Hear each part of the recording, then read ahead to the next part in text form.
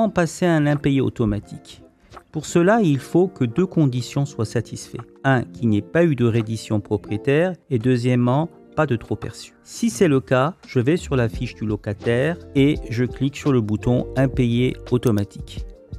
Je choisis le règlement en question. S'il y a des montants des frais, je les note et je peux le faire soit sous forme de quittance manuelle, soit sous de variable de quittancement.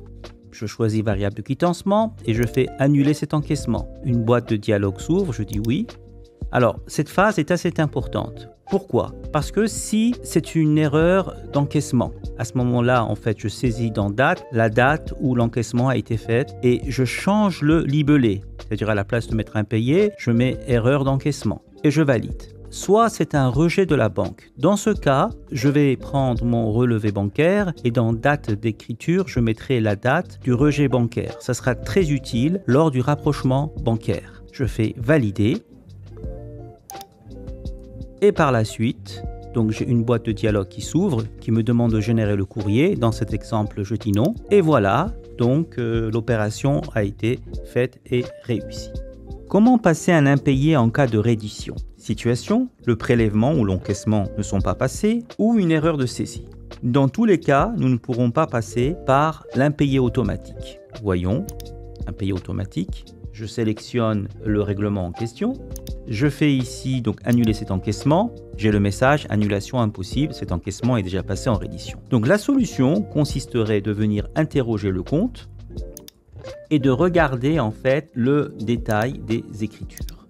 Donc je note en fait sur le papier en fait les termes, la colonne date, les montants par terme, voilà, et le montant total. Je ferme ma fenêtre. Sur la fiche locataire, je viens dans comptabilité, impayé manuel. Donc à partir de maintenant, si c'est une erreur de saisie, je change les deux libellés et je mets en fait erreur de saisie. Et effectivement, la date de comptabilisation, je change la date et ça correspond à la date de l'erreur. En revanche, si c'est un impayé, je ne change pas les libellés et dans date de comptabilisation, je regarde sur mon relevé bancaire et je note en fait la date qui y est. Ça sera très utile pour le rapprochement bancaire. Je saisis le montant total de l'impayé, j'appuie sur la touche Entrée, je me positionne en fait sur le mois de janvier et je saisis en fait ce que j'ai noté tout à l'heure. Ça veut dire que 163,60. Je passe par la suite au mois de février et là, étant donné que le montant à imputer est égal à l'encaissement, il suffit d'utiliser le raccourci tabulation pour avoir le montant égal et pareil pour les 229. Maintenant, s'il y a des montants de frais, je les saisis. Je peux le faire soit en forme de quittance manuelle, soit en forme de variable de quittancement et je n'ai qu'à valider ma fenêtre. Comment passer un impayé en cas de trop perçu? Situation, je me suis trompé de locataire lors de l'encaissement ou tout simplement une erreur de saisie de montant. Comment corriger? J'interroge le compte du locataire, je vais regarder le détail des écritures qui ont été générées. Vous voyez là, j'ai un montant de 2980 que j'ai saisi lors de l'encaissement au lieu de 1980. Donc je double-clique sur la ligne et je le détaille des écritures. Donc je note minutieusement les termes et les montants qui correspondent à des loyers et des provisions sur charge. Et bien sûr le montant total. Je ferme ma fenêtre. L'impayé automatique ne fonctionnera pas. Tout simplement parce qu'il y a eu un trop perçu. De toute façon, l'impayé automatique nous dirigera vers l'impayé manuel que je retrouve dans le menu comptabilité. Donc, une fois que je suis sur cette fenêtre, je vais venir changer la date, éventuellement, et saisir la date correspondant aux écritures qu'on a vues tout à l'heure. Je vais saisir le montant total de 2980. Et je vais venir changer les libellés parce que ce n'est pas impayé, c'est une erreur de saisie.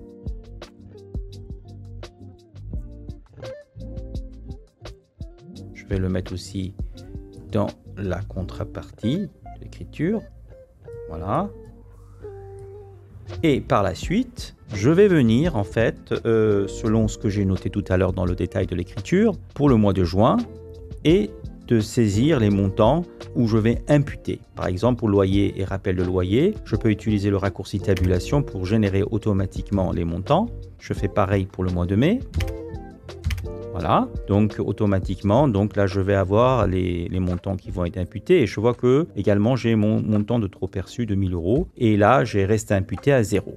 À partir de là, ce n'est pas la peine d'appliquer des montants des frais, tout simplement parce que ça a été une erreur de saisie dans ce contexte. Là je fais valider et automatiquement je vais avoir les écritures comptables qui vont se passer automatiquement.